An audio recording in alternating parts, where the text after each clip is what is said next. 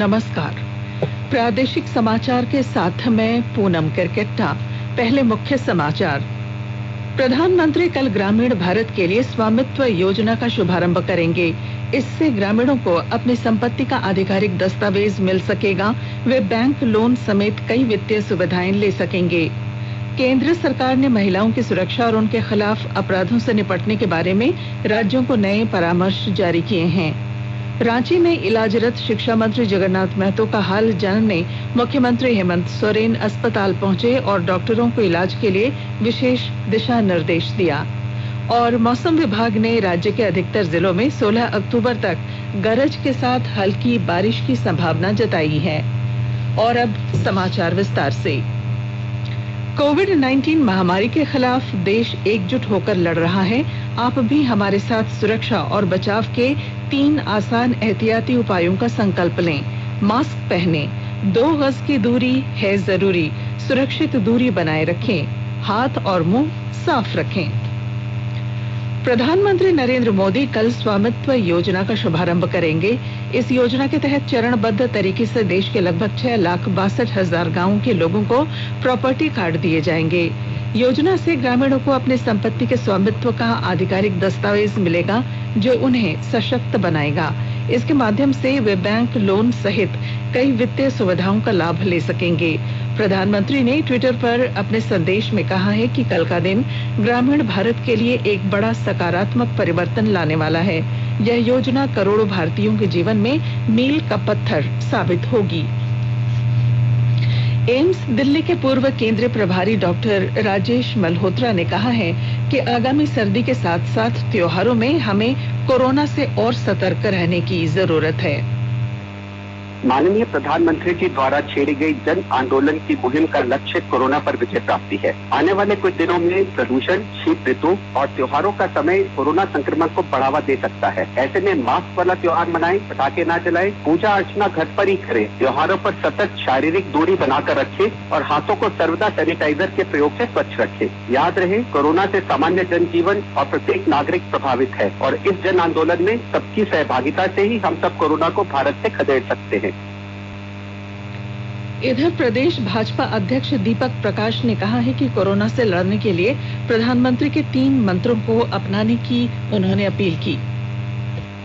नरेंद्र मोदी जी के आह्वान पर कोरोना से एकजुट लड़ने के लिए फेस कवर अति अनिवार्य समझकर पहनने का काम करें। साथ ही साथ हम कह सकते हैं कि चेहरे और हाथ को हमेशा धोने का काम करें, साबुन से, सैनिटाइजर से, और साथ साथ 2 गज की दूरी है बहुत जरूरी। ये प्रधानमंत्री जी का जो आह्वान है, इस कोरोना के युद्ध में लड़ने के लिए अति आवश्यक है। और साथ ही साथ हम कह सकते हैं कि हम सब मिलकर के जब तक दवाई नहीं आती है तब तक हम सब लोग इन बातों का ध्यान में रखते हुए कोरोना से हम सब लोग एकजुट होकर के लड़ेंगे और कोरोना पर हम सब लोग विजय प्राप्त करेंगे। हिंदी सिने जगत अभिनेता अमिताभ बच्चन ने कोरोना महामारी के खिलाफ संदेश देते हुए आम जनता से इसकी रोकथाम की अपील की है। हमारा देश और पूरा विश्व आज कोविड-19 की चुनौती का सामना कर रहा है। कोविड-19 अभी खत्म नहीं हुआ है। ऐसे में हमारा फर्ज है कि हम सतर्क रहें। इसलिए जब तक दवाई नहीं तब तक कोई ढिलाई नहीं। कोरोना से बचाव के लिए जरूरी है नियमित रूप से हाथ धोना, मास्क पहनना और आपस में उचित दूरी बनाए रखना। याद रखिए, 2 गज दूरी, मास्क है जरूरी। खांसी, बुखार या सांस लेने में कठिनाई होने पर हेल्पलाइन नंबर 1075 पर संपर्क करें।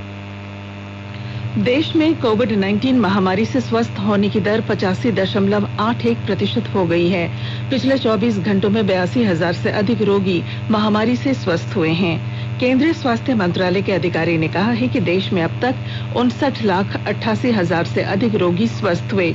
स्वस्थ होने की दर में लगातार बढ़ोतरी से रोगियों की वास्तविक संख्या को निम्न स्तर पर बनाए रखने में मदद मिली है और यह कुल संक्रमित लोगों की केवल 12.65% रह गई है। इस समय देश भर में 8,83,000 कोविड मरीजों का इलाज चल रहा है। आकाशवाणी का समाचार सेवा प्रभाग आज अपने फोन इन कार्यक्रम में हिंदी और अंग्रेजी में कोविड-19 पर विशेष परिचर्चा प्रसारित करेगा। ये कार्यक्रम आज रात 9:30 बजे से FM गोल्ड चैनल और अतिरिक्त मीटरों पर सुना जा सकेगा। चर्चा में नई दिल्ली स्थित अखिल भारतीय आयुर्विज्ञान संस्थान एम्स में मनोचिकित्सा के प्रोफेसर डॉक्टर नंद कुमार भाग लेंगे। श्रोता हमारे टोल फ्री नंबर 1800-115767 पर फोन कर विशेषज्ञ से सीधे सवाल पूछ सकते हैं। लैंडलाइन नंबर 011-2331-4444 पर भी सवाल पूछे जा सकते हैं। हमारे ट्विटर हैंडल @AIR न्यूज पर #AskAIR के जरिए भी आप सवाल पूछ सकेंगे। स्वास्थ्य और परिवार कल्याण मंत्रालय ने लोगों को सलाह दी है कि वे नोवेल कोरोना वायरस से अपने को सुरक्षित रखने के लिए सभी बुनियादी एहतियाती उपायों का पालन करें और सामाजिक दूरी बनाए रखें। एक रिपोर्ट।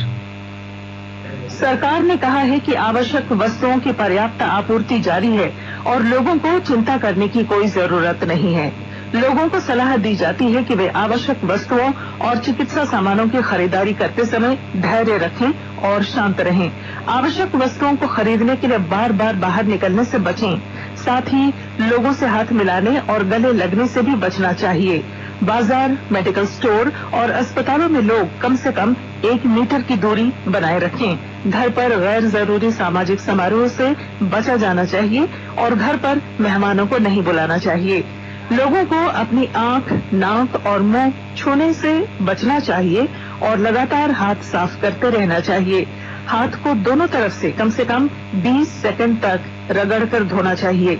यदि कोई व्यक्ति खांसी या बुखार से पीड़ित है तो वह दूसरों के संपर्क में आने से बचे और डॉक्टर से तुरंत परामर्श ले।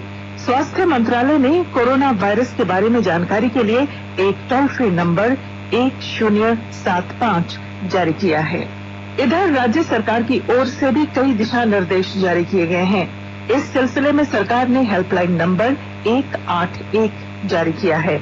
सरकार ने कहा है कि कोरोना वायरस से संदिग्ध तौर पर संक्रमित कोई व्यक्ति पाया जाता है तो इसकी सूचना 0651 जो रांची का कोड है और टेलीफोन नंबर 2261-000 तथा 2261-002 के अलावा फैक्स नंबर 2261-856 और मोबाइल नंबर 9955837428 पर दी जा सकती है।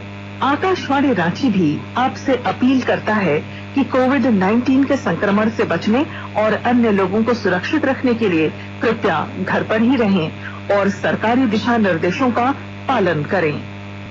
आकाशवाणी के ताजा तरीन समाचारों के लिए आप हमारी वेबसाइट newsonair.com पर लॉग ऑन कर सकते हैं। ताजा समाचार Twitter handle @AIR news alerts और Facebook page all India radio news पर भी उपलब्ध है। आप प्रादेशिक समाचार एकांश के ट्विटर हैंडल @AIR news_रांची और Facebook page AIR news Ranchi के अलावा YouTube channel regional news unit Ranchi पर भी हमारे बुलेटिन सुन सकते हैं। प्रादेशिक समाचार आप आकाशवाणी रांची से सुन रहे हैं और अब पेश हैं कोरोना से बचाव के कुछ संदेश। कोविड-19 से बचाव और सुरक्षित रहने के 3 उपाय। मास्क लगाएं, 2 गज दूरी है जरूरी, सुरक्षित दूरी रखें, हाथ और मुंह साफ रखें। केंद्र सरकार ने महिलाओं की सुरक्षा और उनके खिलाफ अपराधों से निपटने के बारे में राज्यों को नए परामर्श जारी किए हैं। केंद्र ने कहा है कि पुलिस द्वारा निर्धारित नियमों का पालन न कर पाना देश की न्याय प्रणाली के लिए अच्छा नहीं है। गृह मंत्रालय द्वारा जारी इस परामर्श में कहा गया है कि किसी भी संज्ञेय अपराध में दंड प्रक्रिया संहिता CRPC के तहत अनिवार्य रूप से प्रथम सूचना रिपोर्ट दर्ज की जानी चाहिए। परामर्श के अनुसार कानून में पुलिस थाने के अपने अधिकार क्षेत्र के बाहर हुए किसी अपराध के सिलसिले में 0 FIR दायर करने का भी अधिकार दिया गया है। मुख्यमंत्री हेमंत सोरेन आज शिक्षा मंत्री जगन्नाथ महतो की तबियत का हाल जानने रांची के एक निजी अस्पताल पहुंचे। उनके साथ स्वास्थ्य मंत्री बन्ना गुप्ता भी मौजूद थे। इस दौरान मुख्यमंत्री ने डॉक्टरों को श्री महतो के बेहतर इलाज के लिए विशेष दिशा निर्देश दिए। मुख्यमंत्री ने बताया कि शिक्षा मंत्री को बेहतर इलाज के लिए रांची से बाहर भी ले जाने की कोशिश की गई, लेकिन डॉक्टरों ने इस सिलसिले में मना कर दिया। बेरमो विधानसभा उपचुनाव को लेकर बोकारो जिले के उपायुक्त राजेश सिंह और पुलिस अधीक्षक चंदन झा ने आज कई बूथों का जायजा लिया। अधिकारियों ने उन बूथों की भी जानकारी ली जहां पिछले चुनाव में मतदान प्रतिशत कम था। इस क्रम में जिला निर्वाची पदाधिकारी सह उपायुक्त ने क्षेत्र में ग्राम सभाओं का आयोजन करने और मतदाता जागरूकता अभियान चलाने का निर्देश दिया ताकि इस बार मतदान प्रतिशत बढ़ सके। प्रधानमंत्री नरेंद्र मोदी इस महीने की 25 तारीख को आकाशवाणी से मन की बात कार्यक्रम में देश और विदेश में रह रहे लोगों से अपने विचार साझा करेंगे। यह मन की बात कार्यक्रम की 70वीं कड़ी होगी।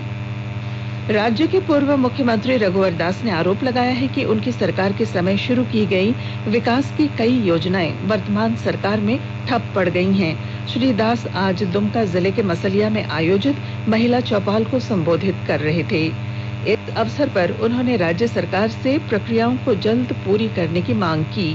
श्री दास से पंचायत सचिवालय स्वयंसेवक संघ के एक प्रतिनिधिमंडल ने भी मुलाकात की। गढ़वा जिले में मजदूरों का पलायन रोकने के लिए ग्रामीण विकास विभाग ने विशेष अभियान शुरू किया है।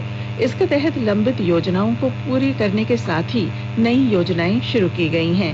विस्तृत ब्यौरे के साथ हमारे गढ़वा संवाददाता। कोरोना महामारी को लेकर लॉकडाउन के दौरान गढ़वा जिले में करीब 60,000 प्रवासी मजदूर विभिन्न राज्यों से अपने घर वापस लौटे थे। यहाँ कुछ ही दिनों तक रहने के बाद सरकार द्वारा अनलॉक की घोषणा के बाद इनमें से अधिकांश मजदूर अपने काम पर वापस लौटने शुरू कर दिए हैं। वे कंपनियों के माध्यम से बाहर के राज्यों में फिर से पलायन शुरू कर दिए हैं। इसको देखते हुए जिला प्रशासन ने विगत 18 सितम्बर से 22 अक्टूबर तक के लिए मजदूरों को काम दिलाने के लिए एक विशेष अभियान की शुरुआत की है। इस दौरान मजदूरों के लिए ग्रामीण विकास विभाग के माध्यम से आहर, तालाब, चेकडैम की मरम्मत सहित जल संरक्षण से जुड़े विभिन्न प्रकार की योजनाएं शुरू की गई हैं। इन योजनाओं के माध्यम से सितंबर महीने में 30,000 और अक्टूबर महीने में 9,600 मजदूरों को रोजगार देने का लक्ष्य था। इसका एकमात्र उद्देश्य अधिक से अधिक मजदूरों को घर में ही रोजगार देकर पलायन की स्थिति को रोकने का प्रयास करना है। विनोद कुमार पाठक, आकाशवाणी समाचार, गढ़वा। कृषि विधेयकों के खिलाफ कांग्रेस पार्टी ने आज राज्य स्तरीय किसान महासम्मेलन का आयोजन किया। रांची में आयोजित कार्यक्रम में राज्य सरकार के वरिष्ठ मंत्री और राज्य के कांग्रेस अध्यक्ष डॉक्टर रामेश्वर उरांव, स्वास्थ्य मंत्री बन्ना गुप्ता, कृषि मंत्री बादल पत्रलेख और ग्रामीण विकास मंत्री आलमगीर आलम सहित कई नेता और कार्यकर्ता मौजूद थे। सम्मेलन को संबोधित करते हुए डॉक्टर उरांव ने कहा कि नए कानून के तहत भंडारण की सीमा को खत्म कर दिया गया है, जिससे जमाखोरी बढ़ेगी। लोक जनशक्ति पार्टी के नेता और केंद्रीय मंत्री रामविलास पासवान का आज पटना में गंगा नदी के किनारे जनार्दन घाट पर राजकीय सम्मान के साथ अंतिम संस्कार किया गया। उनकी आखिरी यात्रा पटना स्थित उनके निवास श्री कृष्णपुरी से शुरू हुई। हजारों लोग दलितों और उपेक्षितों के नेता को अंतिम श्रद्धांजलि देने के लिए पहुंचे थे। पलामू जिले के तरहसी थाना क्षेत्र से पुलिस ने 118 किलो डोडा यानी अफीम की भूसी के साथ 7 तस्करों को गिरफ्तार किया है। इनके पास से पुलिस ने 1 वाहन और 4 मोबाइल फोन भी बरामद किए। सरकार ने वित्त वर्ष 2018-19 के लिए वार्षिक जीएसटी रिटर्न भरने की समय सीमा बढ़ाकर 31 अक्टूबर कर दी है। वित्त मंत्रालय ने सभी करदाताओं से विस्तारित तिथि का लाभ उठाने का अनुरोध किया है। मौसम विभाग ने राज्य के अधिकतर जिलों में 16 अक्टूबर तक गरज के साथ हल्की बारिश की संभावना जताई है। विभाग के अनुसार रांची, बोकारो, गुमला, हजारीबाग, खूंटी और रामगढ़ जिले में अगले 2 दिनों तक बारिश और वज्रपात की संभावना है। आज विश्व प्रवासी पक्षी दिवस है। इस अवसर पर पर्यावरण मंत्री प्रकाश जावड़ेकर ने कहा है कि भारत ने मध्य एशिया में प्रवासी पक्षियों के आने जाने के उड़ान मार्गों के संरक्षण के लिए राष्ट्रीय कार्य योजना शुरू की है। और अब बुलेटिन के आखिर में मुख्य समाचार। प्रधानमंत्री कल ग्रामीण भारत के लिए स्वामित्व योजना की शुरुआत करेंगे। इससे ग्रामीणों को अपनी संपत्ति का आधिकारिक दस्तावेज मिल सकेगा। वे बैंक लोन समेत कई वित्तीय सुविधाएं ले सकेंगे। केंद्र सरकार ने महिलाओं की सुरक्षा और उनके खिलाफ अपराधों से निपटने के बारे में राज्यों को नए परामर्श जारी किए हैं। रांची में इलाजरत शिक्षा मंत्री जगन्नाथ महतो का हाल जानने मुख्यमंत्री हेमंत सोरेन अस्पताल पहुंचे और डॉक्टरों को इलाज के लिए विशेष दिशा निर्देश दिया। और मौसम विभाग ने राज्य के अधिकतर जिलों में 16 अक्टूबर तक गरज के साथ हल्की बारिश की संभावना जताई है। और इसके साथ ही आकाशवाणी रांची से प्रादेशिक समाचार का ये बुलेटिन समाप्त हुआ।